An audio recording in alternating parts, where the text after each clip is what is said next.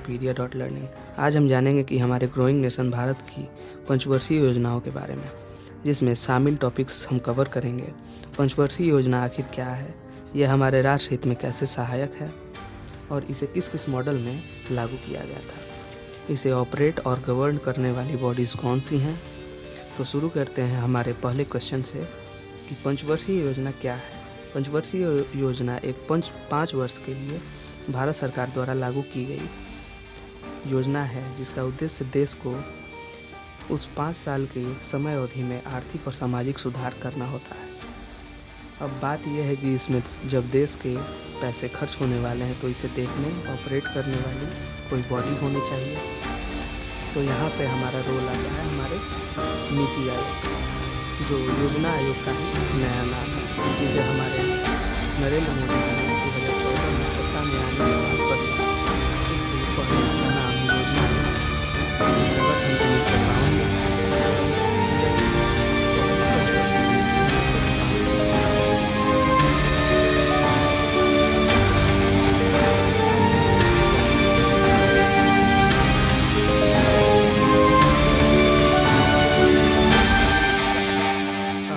आप पूछेंगे कि कुल कितनी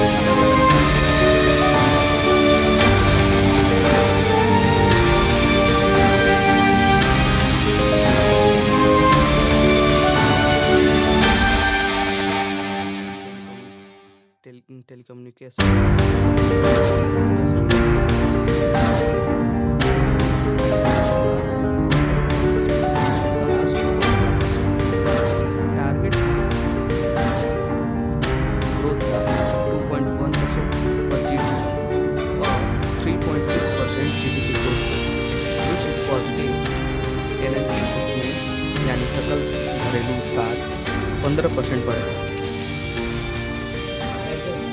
योजना समाप्त हुई 1956 में, तब 5 IIT संस्थान शुरू किए गए और दूसरी योजना,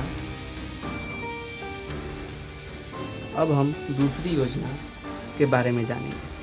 तो दूसरी योजना हमारी जो हुई 1956 में शुरू हुई और 1961 में ख़त्म हुई।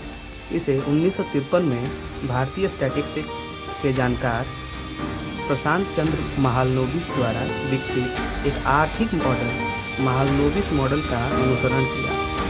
योजना का उद्देश्य रैपिड इंडस्ट्रियल डेवलपमेंट करना था, जिसके कारण ज़्यादा से ज़्यादा सामान प्रोड्यूस हो, ज़्यादा से ज़्यादा इंपोर्ट हो, ज़्यादा से ज़्यादा सेल्स बढ़े।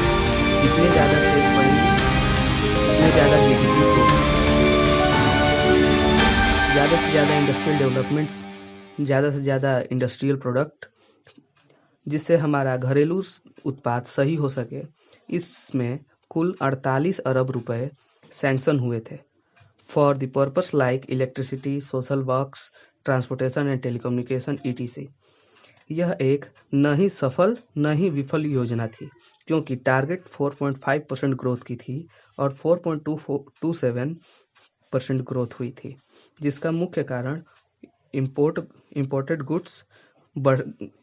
गुड्स के बढ़ते दाम, विदेशी मुद्रा की कमी और बढ़ते जनसंख्या के कारण प्रति व्यक्ति आय का कम होना था। तो अब हम जानते हैं तीसरी योजना के बारे में।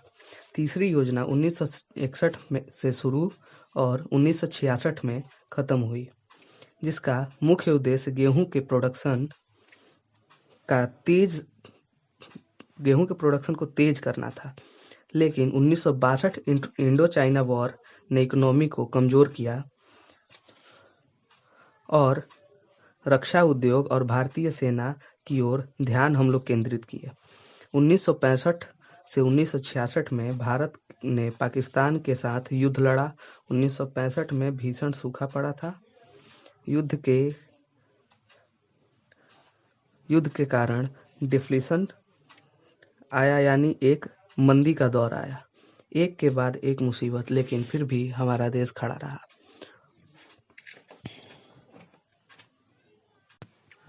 बांधों का निर्माण, जो कि पहले पंचवर्षीय योजना का हिस्सा था, पहली पंचवर्षीय योजना के अंतर्गत शुरू किए गए थे भाखड़ा, हीराकुंड, दामोदर घाटी बांध आदि। पंजाब ने गेहूं का उत्पादन शुरू किया। गांवों में प्राइमरी स्कूल्स खोले गए।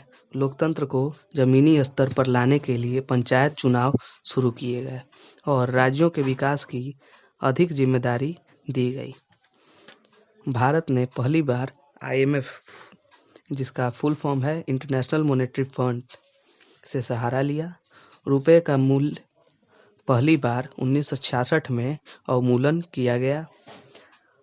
राज्य बिजली बोर्ड और राज्य माध्यमिक शिक्षा बोर्ड का गठन किया गया। माध्यमिक और उच्च शिक्षा के लिए राज्यों को जिम्मेदार बनाया गया और स्थानीय सड़क निर्माण राज्य की जिम्मेदारी बनी।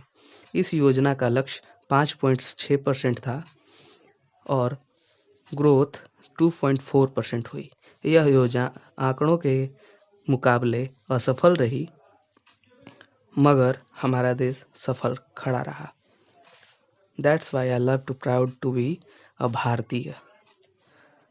तो मिलते हैं नेक्स्ट वीडियो में और देखते हैं कि हमारा देश आगे क्या करता है और हम कैसे आने वाली मुसीबतों का सामना करते हैं अगली पंचवर्षीय योजनाओं में। नमस्कार।